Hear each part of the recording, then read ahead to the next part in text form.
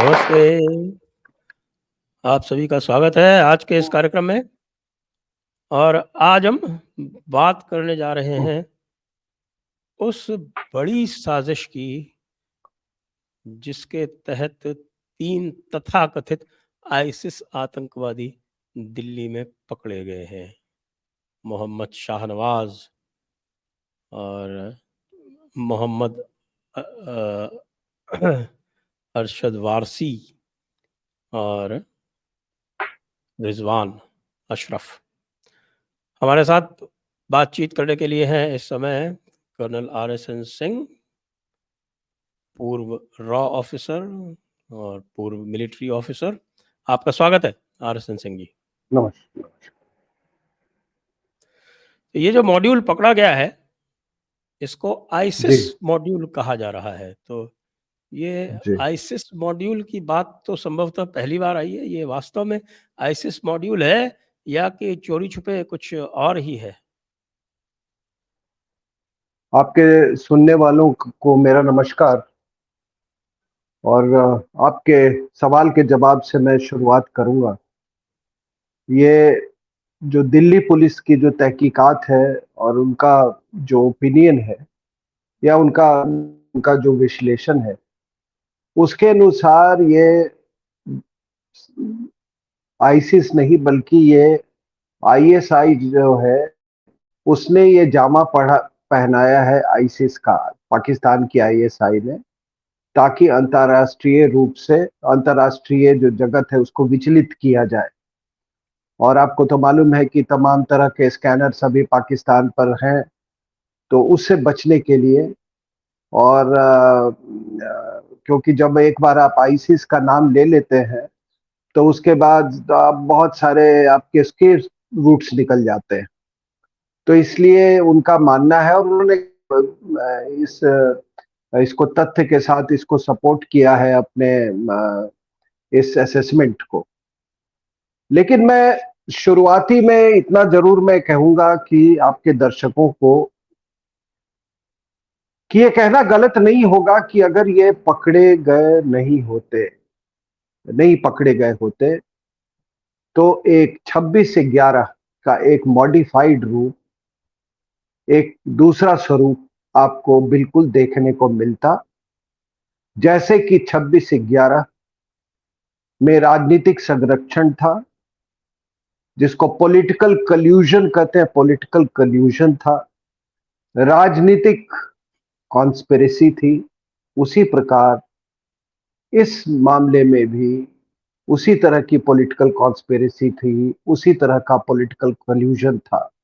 यानी कि राजनीतिक साठगांठ थी पाकिस्तान के आईएसआई के द्वारा भारतीय चुनाव 2024 चुनावों के मद्देनजर। अब आप कहेंगे कि मैं इतनी बड़ी बात कैसे बोल रहा हूं, तो जब मैं ये अपने इस आपके प्रोग्राम के अंत तक पहुंचूंगा तो मुझे यकीन है कि हमारे जो दर्शक गण हैं वो भी इस बात से आश्वस्त हो जाएंगे कि जो हमारा विश्लेषण है, जो मेरा विश्लेषण है, वो बिल्कुल सही है और सटीक है। तो सबसे पहले तो मैं शुरुआत इस चीज से करूंगा कि ये 3 घटनाएं घटी है साहब, अभी 2-4 दिनों के अंतराल में। जी। गांधी जयंती के दिन ये 3 लोगों की, ये अशरफ और वर्सी की गिरफ्तारी। शाहनवाज आलम। दूसरी, जी, उसका शाहनवाज आलम, मैं आ रहा हूं उस पे। और दूसरा सतपाल मलिक, प्रशांत भूषण और संजय राउत की बयानबाजी। और तीसरी जो घटना घटी है वो आपके न्यूज क्लिक पोर्टल पे छापेमारी, कोई 30 जगह ये छापेमारी हुई है। ये तीनों घटनाएं अब एक साथ ये जुड़ी हुई हैं और तीनों का कहीं पे तीनों एक ही दिशा की तरफ जा रही थी, और वो था एक 26/11 के तर्ज पे एक हमला करवाने का। तो आपने बिल्कुल सही कहा कि गांधी जयंती में 3 मुस्लिम युवा गिरफ्तार हुए, आलम, तीनों तीनों वर्सी और इंजीनियर थे। अशरफ। हाँ जी, मैं आ रहा हूं उस पे, उससे जी। और अगर विस्तार में जाए तो उनका विस्तार में अगर उनका नाम दर्शकगण जानना चाहते हैं तो मोहम्मद शाहनवाज आलम, मोहम्मद अरशद वारसी, मोहम्मद रिजवान अशरफ। अब सभी के नाम के आगे, तीनों के नाम के आगे मोहम्मद जरूर है।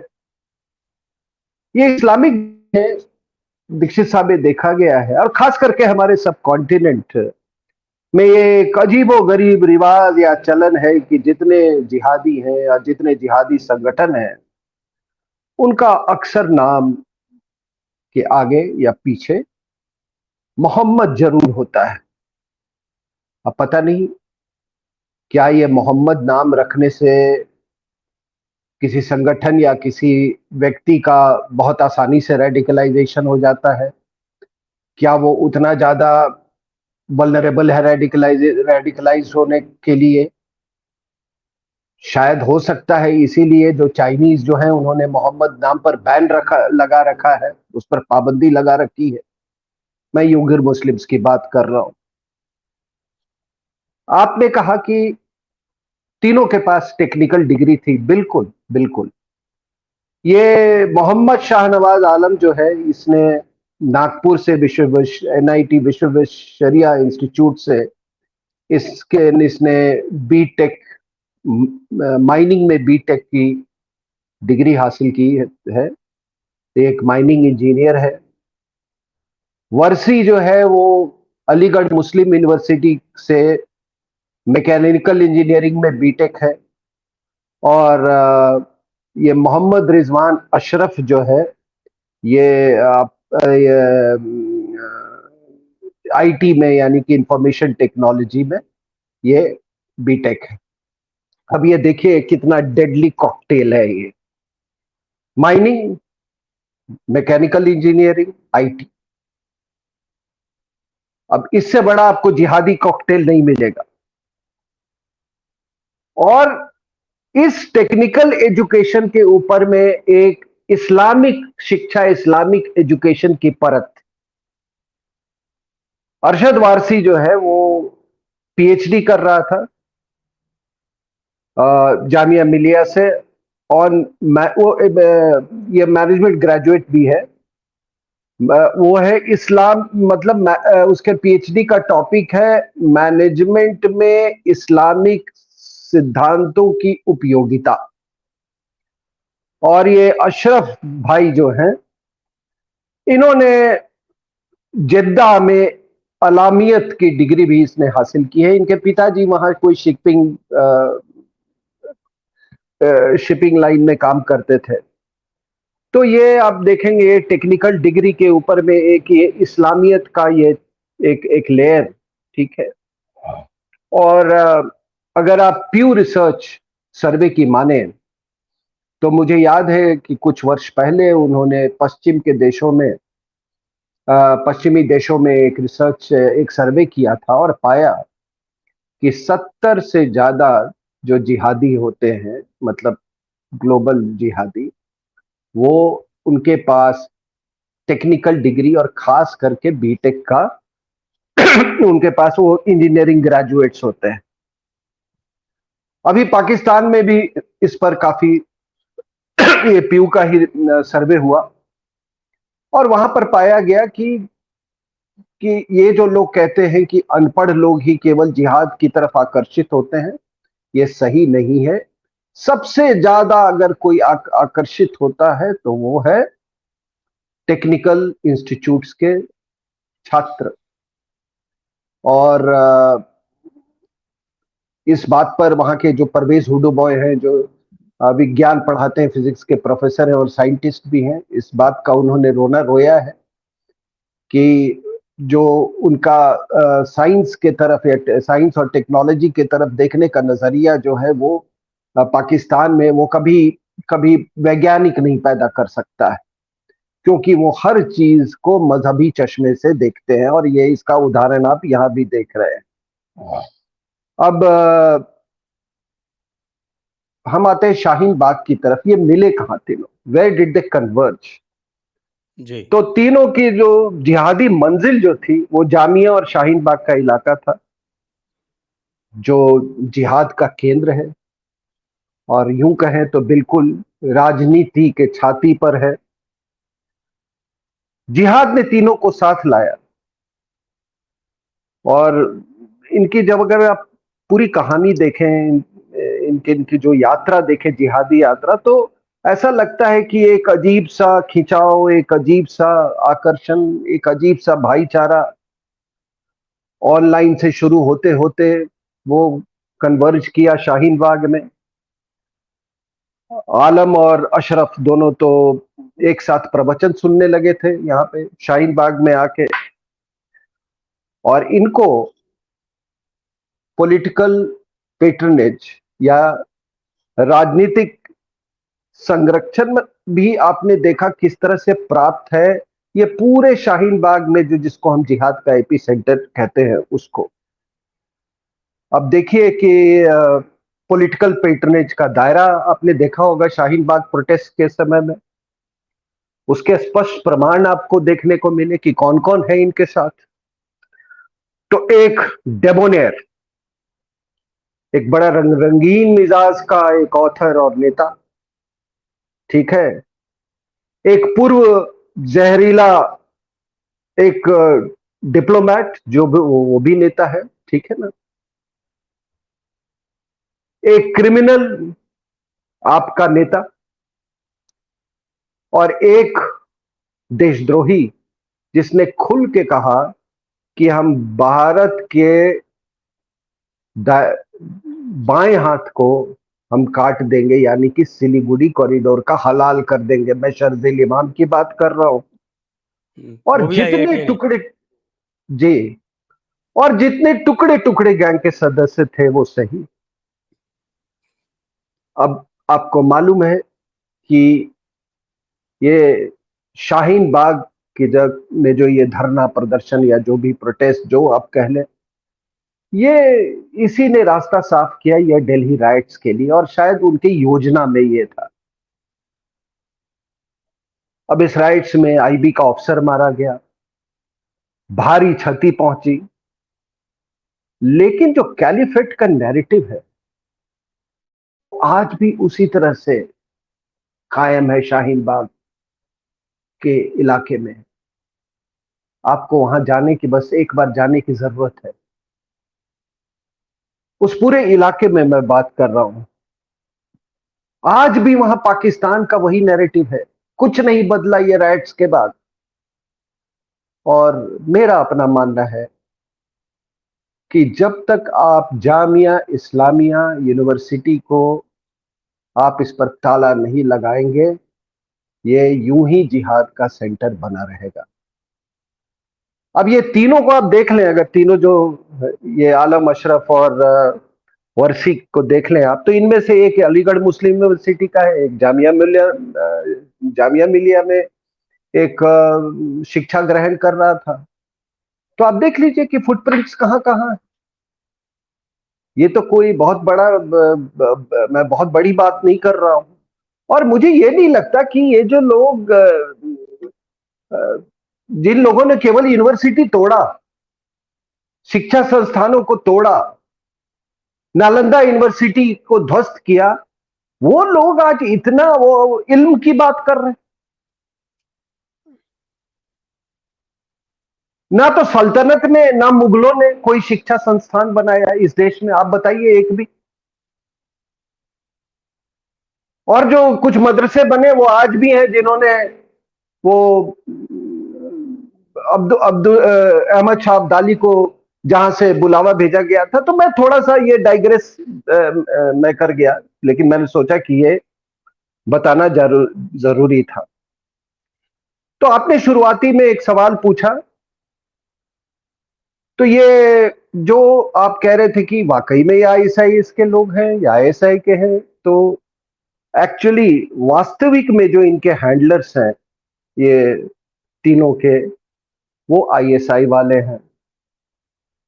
अब इसके पक्ष में, इस थ्योरी, इस असेसमेंट के पक्ष में दिल्ली पुलिस का कहना है कि ये फरतुल्ला घोरी, नाम भी इनके देखिए घोरी, ठीक है ना, और उसका दामाद शाहिद फैजल, वो हैं तो आईएसआई के, और आईएसआई ने इनके ताल्लुकात लश्कर तोयबा और जैश ए मोहम्मद से भी है, लेकिन वो पूरी रेडिकलाइजेशन वो आईएसआईएस के अंदर करके परचम के नीचे करते हैं।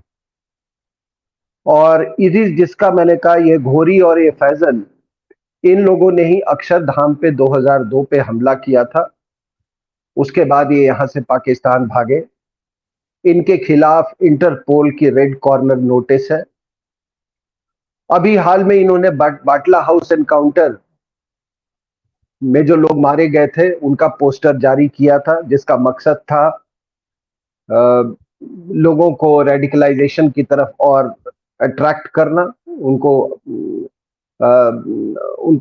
मोटिवेट करना, और तरह तरह के उनको वो समय समय पर उनको वो कुछ अपना उपदेश देते रहते हैं, जैसे कि भाई देखना, बहुत ज्यादा सोशल मीडिया पर अपना प्रेजेंस मत दिखाओ।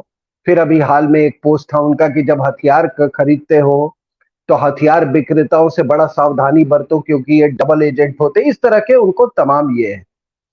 अब ये पूरी कहानी में दीक्षित साहब कहीं पे वो द केरला स्टोरी की भी थोड़ी सी आपको झलक मिलती है। तो उसमें जो ये आलम जो है, शाहनवाज आलम, उसने एक बसंती पटेल नाम की एक गुजराती महिला से उसने लव जिहाद किया और उससे निकाह किया और उसका नाम बदल दिया खादिजा मरियम, ठीक है ना। और मैं समझता हूं कि शायद वो भी इसी जिहाद के रास्ते पे अग्रसर है। तो आपने जो केरला स्टोरी में देखा वो आपको यहाँ बिल्कुल दिल्ली में देखने को मिल रहा है। अब इनके थोड़ा पद चिन्ह देखिए, बिल्कुल पैन इंडिया, बिल्कुल। इनके यहाँ से कुछ नक्शे रिकवर हुए, मैप्स रिकवर हुए, उसमें बड़े क्लियर मार्किंग्स थे कि इनको वहां से आदेश मिल रहा था कि अपना बेस ढूंढो जहां पे आप प्रशिक्षण दे सकते हो, बॉम्ब का प्रशिक्षण कर सकते हो, और जो आपका एक गढ़ की तरह वो जिसको आप इस्तेमाल कर सकते हो। तो उसके लिए इन्होंने व्यापक रिकॉनेसेंस किया, व्यापक खोजबीन की, और कई जंगल फॉरेस्टेड एरियाज का इन्होंने दौरा किया। अब ये देखिए कि इनका उस मैप में कि अगर माने तो ये कहां कहां ये बेस ढूंढने गए। तो लवाशा, ठीक है, ये मैं पश्चिम भारत की बात कर रहा था, महाबलीपुरम गोवा। साउथ में हुबली उडुपी केरला। वेस्टर्न घाट्स में वलसाड, ईस्टर्न घाट्स पे नलामलाई हिल्स। तो आप ये थोड़ा जिहादी सोच का थोड़ा पैन इंडियन फिनोमिनन देखिए। यहाँ पे आपस में हमारे लोग झगड़ा करते रहते हैं, ये तमिल वर्सेस हिंदी और Hindi versus Tamil versus centre, Tamil versus Karnataka, north Indian versus south Indian. लेकिन आप देखिए कि जो जिहाद है किस तरीके से हर बैरियर को ट्रांसेंड करता है। और इसके बाद अगर कोई ये कहता है कि ये विविधताओं वाला भरा देश है तो वो केवल हिंदुओं के लिए, मुसलमानों के लिए नहीं है। फिर उन्होंने ये भी कबूल किया इंट्रोगेशन में कि हमने भाई तो बॉम्ब टेस्टिंग भी किया राजस्थान और उत्तराखंड में। और इन्होंने टारगेट्स भी चुने और इन्होंने खुद कबूला इंट्रोगेशन में। टारगेट्स में क्या था? जी, अक्षरधाम मंदिर दिल्ली में, राम मंदिर अयोध्या में और वीआईपी, वीआईपी, ठीक है, वेरी इंपॉर्टेंट पॉलिटिकल पर्सनैलिटी। अब ये देखिए, ये माइनिंग इंजीनियर को क्यों क्यों क्यों इसमें इस टीम में शामिल किया गया? क्योंकि अक्षरधाम और राम मंदिर की जो बनावट है उसके लिए एक माइनिंग इंजीनियर की आवश्यकता है जो कि रॉक ब्लास्टिंग टेक्निक में जिसको महारत हो, और इसलिए इसको चुना गया। और ये आलम, जो माइनिंग इंजीनियर की मैं बात कह रहा हूं, शाहनवाज आलम, उसकी महारत इसमें भी है कि वो सरल रासायनिक पदार्थों से, सिंपल केमिकल से वो बॉम्ब्स बना लेता है, जैसे कि hydrogen peroxide, acetone, hydrochloric acid. अब जब इन पे जब छापा पड़ा तो ढेर सारा प्लास्टिक केमिकल्स के प्लास्टिक कैंस मिले, एसिड बॉटल्स मिला, भारी मात्रा में छोटे वाले जो स्टील बॉल्स हैं वो मिले, timer watch, batteries etcetera, iron pipes, ठीक है। अब मैं आता हूं इस दौरान ये सतपाल मलिक के बयान के बारे में। ये सतपाल मलिक ने कब बयान दिया था सर? ये जुलाई आज से 3 महीने पहले। और उसने जी क्या हाँ, कहा था? और बड़ी अजीब बात लगी थी उस समय कि साहब कि सतपाल मलिक क्या बोल रहा है। हाँ, वैसे तो सतपाल मलिक और अजीबो-गरीब बयानों के लिए जाना जाता है, बहुत दिनों से दे रहा है। जब से उसको जम्मू हाँ, कश्मीर से हटाया गया तब से बयान दे रहा है इस तरह के। नहीं, और इसके पीछे भी एक बहुत बड़ा कारण है कि ये सरकार के खिलाफ क्यों बयानबाजी कर रहा है, क्यों लोगों को ये बात समझ में नहीं, लेकिन मुझे मालूम है इसका मूल जी। कारण क्या है। कि सरकार ने मंशा बना ली थी कि 370 को हटाना है। उनको सबसे ज्यादा अगर किसी चीज की चिंता थी कि ये ऐसा ना हो कि कोई भी पॉलिटिकल पार्टी जो है, जो सक्रिय है यहाँ पे जेएनके के अंदर में, अगर उसको उनको थोड़ी सी भी भनक मिल गई तो ये पूरा को पूरा खेल उल्टा हो जा सकता है, because given the internationalisation of the Kashmir issue, ठीक है ना, जो वो हमेशा करते रहे। तो इसलिए उन्होंने इस व्यक्ति को चुना, सत्यपाल मलिक को। इनसे कोई प्यार मोहब्बत किसी को नहीं था, और इसलिए चुना क्योंकि इनको महबूबा मुफ्ती अपने परिवार का सदस्य मानती हैं। और वो इसलिए क्योंकि महबूबा मुफ्ती के पिताजी को, मुफ्ती साहब को, इन्होंने मुजफ्फरनगर से चुनाव जितवाने में मदद की। अब उस मदद का क्या नतीजा हुआ? वो शख्स भारत का गृह मंत्री बना, और गृह मंत्री का पदभार संभालते के साथ अपनी बेटी को अगवा करवा लिया और कश्मीर में ग्लोबल जिहाद ले आया। तो सतपाल मलिक साहब के तार तो कहीं उस पार तो नहीं, ठीक है। तो उन्होंने फिर ये इंटरव्यू भी किसको दिया दीक्षित साहब? तो न्यूज क्लिक को। अब आप बताइए कि एक व्यक्ति जो भारत सरकार में मंत्री हो रह चुका है, जो राज्यपाल, हाँ, तो मैं अपनी कहानी मैं यही, तो इनको लगा कि सतपाल मलिक को कि भाई मैं सबसे ज्यादा उपयुक्त व्यक्ति हूं, मेरी जो इक्वेशन है मुफ्तीज के साथ वो एक अलग दर्जे का है, इसलिए मुझे गवर्नर ये किया गया। एक्चुअली इनके गवर्नर नियुक्ति के पीछे यही है था कि ताकि किसी को कोई भनक नहीं मिले, महबूबा को इत्मीनान रहे, इनको भी इत्मीनान रहे, इसलिए इनको बताया नहीं गया था कि जिसकी 370 हटने वाला है। और इसीलिए ये बावले की तरह ये बयानबाजी कर रहे हैं। और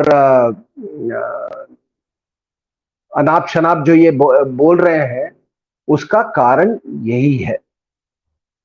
अब इन्होंने, मैंने कहा कि जब भी आप एक गवर्नर, एक पूर्व मंत्री, जब कोई मीडिया प्लेटफॉर्म चुनता है, आप तो प्रशासन में रह चुके हैं, तो आदमी 10 बार सोचता है कि मैं किसके साथ इंटरैक्ट करने जा रहा हूँ, उस मीडिया प्लेटफॉर्म का क्रेडिबिलिटी क्या है। हाँ, वो तमाम चीजें आप पता लगाते हैं। इस ऐसा तो नहीं था कि इनको नहीं मालूम था कि ये न्यूज क्लिक है क्या, इनको सब मालूम था, लेकिन फिर भी इन्होंने उस प्लेटफॉर्म को चुना, न्यूज क्लिक के। और वहां पर उन्होंने क्या कहा? उन्होंने कहा कि पुलवामा, ये उन्होंने बात जो कही कही कि ये प्राइम मिनिस्टर, ये नरेंद्र मोदी साहब जो है, ये आदमी बहुत शातिर आदमी है, ये राजनीतिक लाभ के लिए कुछ भी करवा सकता है। इसने राजनीतिक लाभ के लिए पुलवामा करवाया, इसने राजनीतिक लाभ के लिए फिर बालाकोट किया, और अब ये राजनीतिक लाभ के लिए अयोध्या में हमला करवाएगा और किसी बड़े बीजेपी नेता की हत्या करवाएगा। अब आप देखिए कि ये जो अशरम आलफ और वर्सी ने जो इंट्रोगेशन में बोला है और जो सारे तथ्य आए हैं निकल के सामने, इसके बयान बिल्कुल जिसको कहते हैं in completely in consonance, it resonates. अब 3 महीने पहले इस शख्स को कैसे मालूम था इसके बारे में?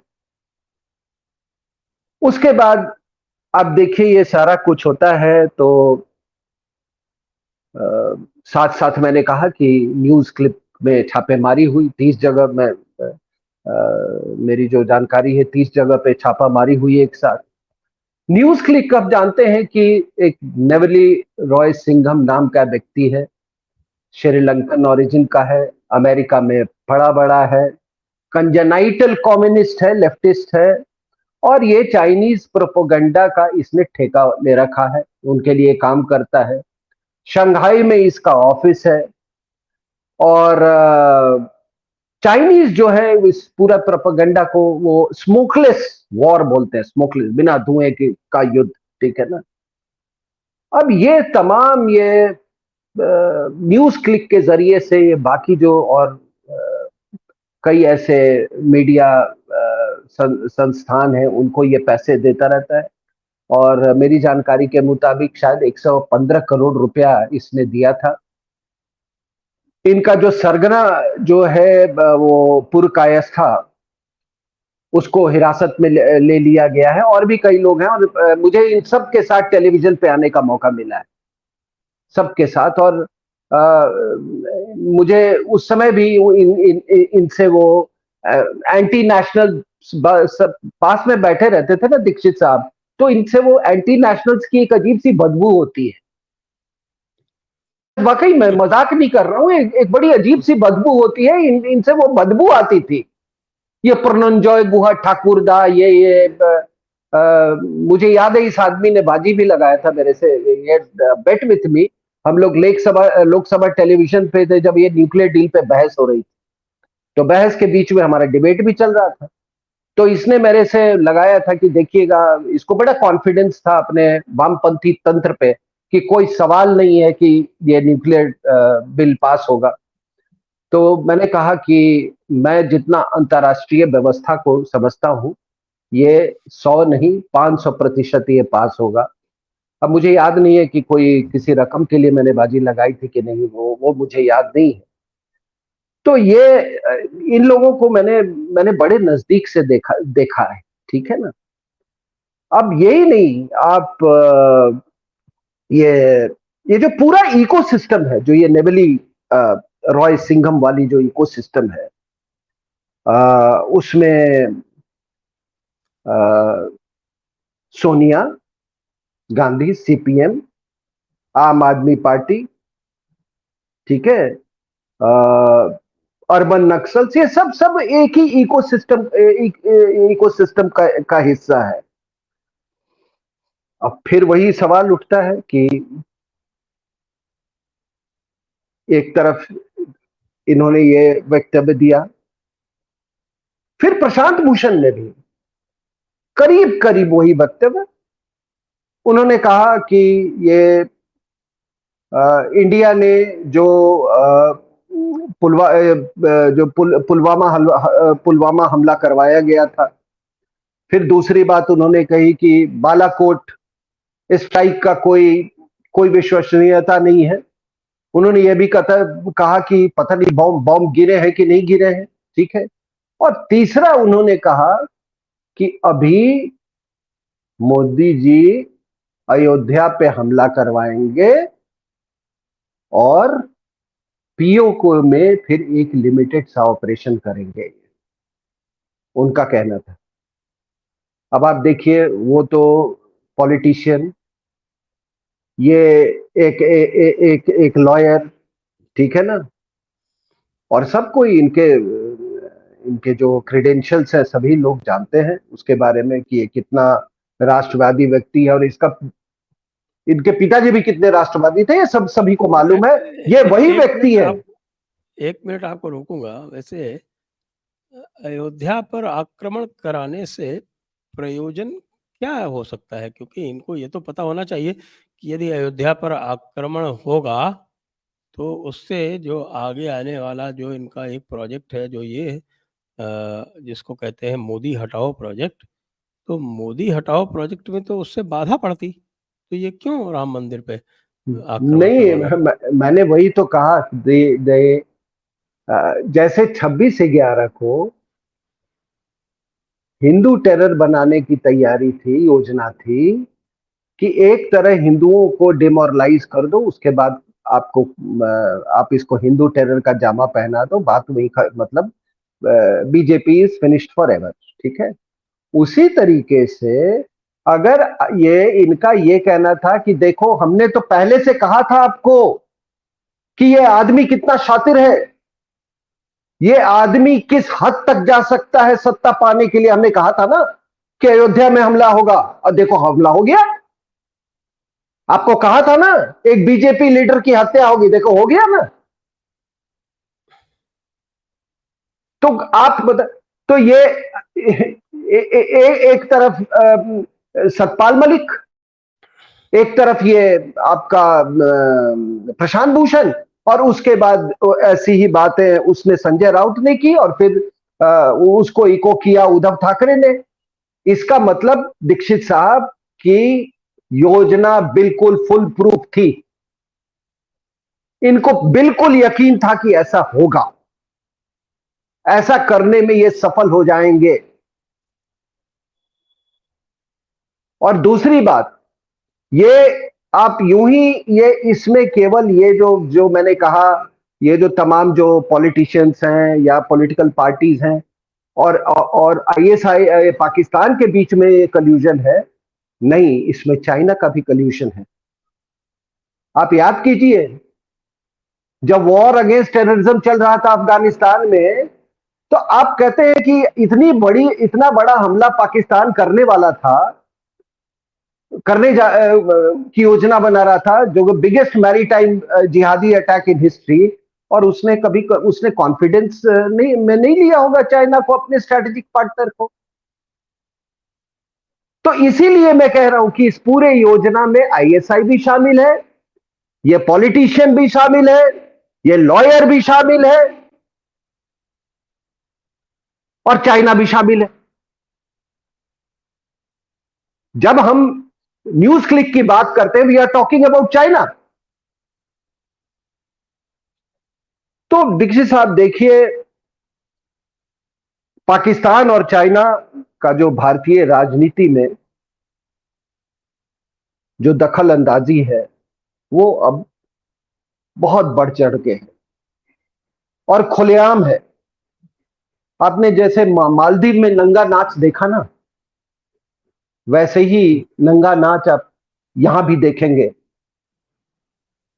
और मुझे इस बात में कहने में कोई हिचकिचाहट नहीं है कि आज का जो युद्ध है वो भारत की प्रजातंत्र और वामपंथ और जिहाद कंबाइन के साथ। अगर वामपंथ और जिहाद कंबाइन की बात करें तो I am also in a way talking about Pakistan and China versus Indian democracy. ठीक है। और इसलिए जानते हैं, ये जो यहाँ इनके जो प्रॉक्सीज हैं वो जानते हैं कि वो प्रजातांत्रिक रूप से नहीं आ सकते हैं, इसलिए ये वामपंथ और जिहाद का इस्तेमाल करके सत्ता हासिल करना चाहते हैं। ये हमारी राजनीति में ये प्रॉक्सी वॉर जो है ये बिल्कुल एम्बेडेड हो चुका है, आप इस बात को जान लीजिए, ये बिल्कुल। अब संविधान निर्माताओं ने तो ऐसा सोचा भी नहीं होगा कि ये मल्टी पार्टी डेमोक्रेसी, ये वेस्टमिनिस्टर स्टाइल डेमोक्रेसी का ऐसा स्वरूप होगा। और इसलिए कुछ लोग जो संविधान बदलने की बात करते हैं और अपने पॉलिटिकल सिस्टम बदलने की बात करते हैं, मैं इसका पक्षधर हूं, क्योंकि एक मल्टी पार्टी डेमोक्रेसी डायनास को जन्म देती है। डायनास जो है वो एंटी नेशनल्स को पैदा करते हैं, ठीक है। तो इस पर विचार करने की बात है। और इस बीमारी का हमें कुछ एक बात इलाज थोड़ा तो सा और करना। समझाएं, ये जो इस तरह के जो ये आइसोलेटेड मॉड्यूल्स हैं और ये एक तरह से हिट एंड रन टाइप के अटैक करते हैं या लोन वुल्फ टाइप के अटैक करते हैं। पहली बात तो ये बहुत समय से कर भी नहीं पाए हैं, जम्मू कश्मीर को छोड़ के उसके बाहर तो ये कुछ कर भी नहीं पाए हैं। लगभग इस बात को तो 5-7 साल हो गए कि कोई भी इस तरह का हुआ हो। तो ये जो ये छोटे-मोटे अटैक करके ये क्या हासिल कर लेंगे और क्या सोचते हैं कि इससे क्या हो जाएगा? नहीं नहीं, मैंने वही कहा था ना। अब आप जिसको छोटा मोटा कहते हैं, आ, भाई 8-10 आदमी आए आपके बॉम्बे में, उन्होंने महम मचा दिया और वो तो छोटा-मोटा पूरा नहीं था, वो तो बहुत बड़ा था। ठीक है ना। तो अगर मान लीजिए कि कोई, मैंने कहा ना कि दिस इज, मैं हमेशा कहता हूं कि दहशतगर्दी और राजनीति has got horribly mixed in India. क्या एक एक ये बात एक थोड़ा-सा ये सोच लें कि क्या 26/11 है, उससे इनको ये लगा कि 26/11 में चूँकि इन्होंने पाकिस्तान से लोग भेज दिए, इसलिए से उसका ब्लो बैक हो गया और वो पूरा का पूरा मामला इनके उल्टा पड़ गया। तो इसलिए ये अंदर ही मॉड्यूल वही उसी तरह का मॉड्यूल यहीं बनाना चाहते हैं क्या? इरादा क्या? बिल्कुल सर, बिल्कुल सर। प्रॉक्सी वॉर मैं जब कहा ना अभी इसके पहले कि प्रॉक्सी वॉर हमारे पॉलिटिकल सिस्टम में बिल्कुल एम्बेडेड है। तो इसका मतलब है जो कि ये टेररिस्ट मॉड्यूल्स जो हैं इनको लिवरेज कर रही हैं जो हमारी पॉलिटिकल पार्टीज है, नॉट डायरेक्टली। ये मॉड्यूल्स जो है, जैसे ये आलम वर्सी और इसका अशरफ का जो मॉड्यूल जो है, ये मॉड्यूल को तैयार किया गया। ये पहले तैयार करके फिर इनको इकट्ठा किया गया, फिर इकट्ठा करके इनको इनकी टास्किंग हुई। और इनका उस राजनीतिक पार्टी से, मैं जो भी राजनीतिक पार्टी हो और जिन तत्वों का मैंने नाम लिया, उनके द्वारा ये नियंत्रित नहीं है, बल्कि आईएसआई के द्वारा नियंत्रित है। और आईएसआई और इनके बीच में, आईएसआई और लश्कर उसके जो लश्कर तोयबा जैसे, इनका इनका डायरेक्ट कांटेक्ट।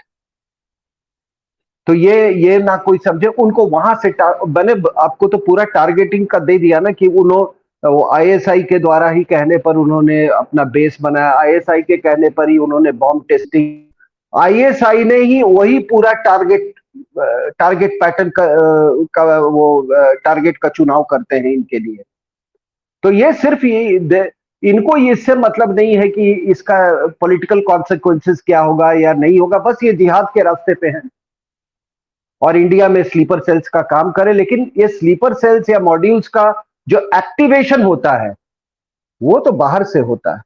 और इन बाहर के तत्वों से तभी तो कोई मणिशंकर अय्यर जैसे लोग जाते हैं और पाकिस्तान में जाके कहते हैं कि मोदी के हटाने में हमारी मदद कीजिए। आप बताइए वो कैसे मदद कर सकता है?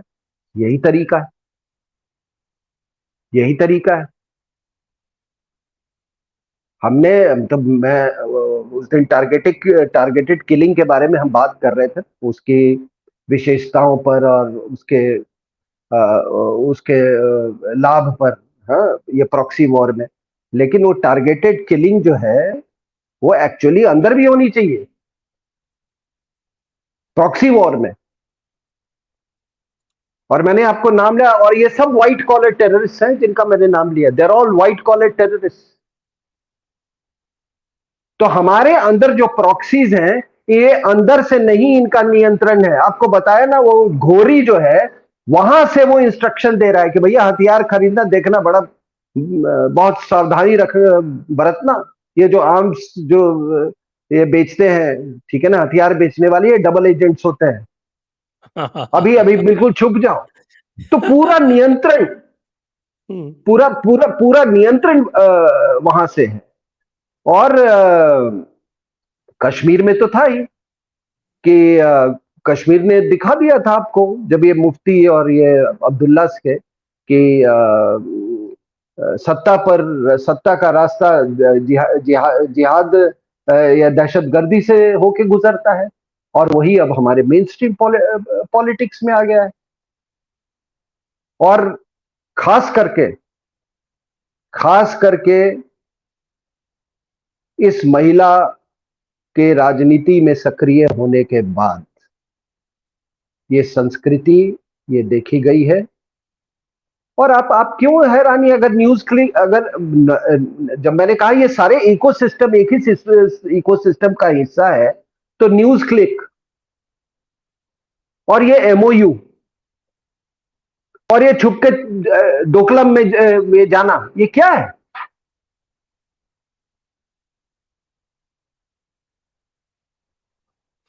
जी। ये तो मैंने कहा एक आखिरी में, ये तो हुआ एक प्रॉक्सी, मतलब आपके जो जिहादी वाले प्रॉक्सीज जो है अंदर में, उनसे जो चाइनीज प्रॉक्सी, ये न्यूज क्लिक में, और ये इनके तमाम जो इनके जो सबॉर्डिनेट जो बाकी मीडिया पोर्टल्स थे एंटी इंडिया, उनसे ये क्या करवाते हैं? ये चाइनीज को बोलते हैं कि चाइनीज उनको बोलते हैं कि ठीक है बयानबाजी कर दो, हमने जमीन दे दिया, जमीन ले लिया, आज इतना कब्जा हो गया, भारत ने जमीन दे दिया, ठीक है ना, इस तरह की कहानियां। और ये किसके फायदे के लिए करते हैं? ये आपके जो एमओयू साइन करने वाली पार्टी है उसके फायदे के लिए करते हैं। तो इसीलिए कहते हैं कि स्मोकलेस वॉर, वो कहते हैं देयर इज वॉर्स। तो जी। इसीलिए आखिरी में मैं यही कहूंगा कि एक 26 से 11 को हमारे जो हमारी सुरक्षा एजेंसियां हैं उसको उन्होंने बस्ट किया है। इस पूरे योजना को उन्होंने बिल्कुल खारिज कर दिया, उस योजना को बस्ट कर दिया है। हमें उनका शुक्रगुजार होना चाहिए, उनकी मुस्तैदी पर और उनकी प्रोफेशनलिज्म पे। जी। अपनी बात में यही कह। आपका बहुत बहुत धन्यवाद RSN सिंह जी। दर्शकों का बहुत बहुत धन्यवाद। जय हिंद, जय भारत, वंदे मातरम।